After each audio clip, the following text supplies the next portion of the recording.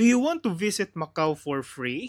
Yes, literally for free. If you're coming from Hong Kong, ana try gyud ni namo. You only need your passport and your boarding pass. And here's a complete guide on how you can do it. Book a ferry online through Tour Budget. Ako na lang ibutang ang link sa comment section. Just input the necessary details and make sure to click MGTO Flight to Macau 2025 promotion. And then you can choose na the available time to get free ticket. On your departure date, head to Xingyuan Station. And go to Exit D, follow lang ang signages until maabot ka sa Shuntak Center where you can see the HK and Macau Ferry Terminal. Pangitaa lang ang Turbojet Ticketing Office sa Macau Outer Terminal nga booth ha. Make sure madala ang inyong passport o boarding pass sa aeroplano going to Hong Kong kay di gud mo tagaan og ticket kung wala na. After here kay quick immigration process lang since mulabang taglain country. Scan passport and no interview ra gyud. The vessel is spacious and comfortable ra gyud. Dili piot og makarelax ra gyud ka. And we arrive in Macau. Unya at nga ang among laag diri ha. Follow for more travel tips.